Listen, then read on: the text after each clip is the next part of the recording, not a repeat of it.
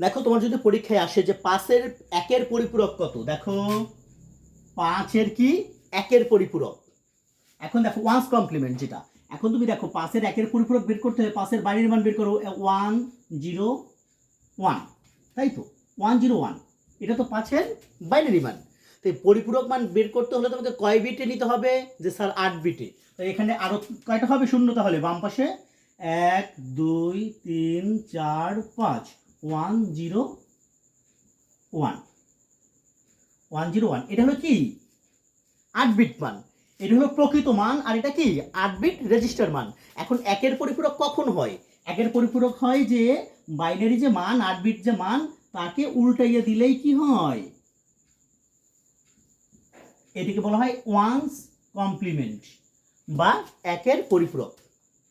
আমি কি বলছি বুঝতে পারছো, যে এই যে 5-এর বাইনারি মান 8 বিট যে রেজিস্টার মান তাকে 0-র জায়গা 1 এবং 1-এর জায়গা 0 দিলেই যে মানটা পাওয়া যায় তাকে বলা হয় 1-এর পরিপূরক।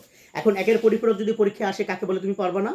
অবশ্যই পারবা। দেখো কি বলবা, যে 1-এর পরিপূরক কাকে বলে, যে যে কোনো সংখ্যার বাইনারি মানের কি 8 বিট রেজিস্টার করে তার 0-র জায়গা 1 এবং 1-এর জায়গা 0 বসালে যে মান পাওয়া যায় তাকে 1-এর পরিপূরক বলা হয়। এইটা যদি পরীক্ষা আসে তাহলে তুমি পারবা 1-এর পরিপূরক। একে যদি বলে 2-এর পরিপূরক কত, 2-এর পরিপূরক বের করতে হলে তোমাকে এটুকু তো বের করতে হবেই অবধারিতভাবে, এরপর এর সাথে 1 যোগ করবা। তো এই দেখো 0 আর 1 কত হয় 1, এখানে 1 0 1 1 1 1 1, এটা হলো কি 2's কমপ্লিমেন্ট, এটাকে বলা হয় কি 2-এর পরিপূরক। পারবে না তুমি পরীক্ষা আসলে যে কিভাবে 1-এর পরিপূরক বের করে, কিভাবে 2-এর পরিপূরক বের করে, তুমি সব কিছু ভুলে যাও।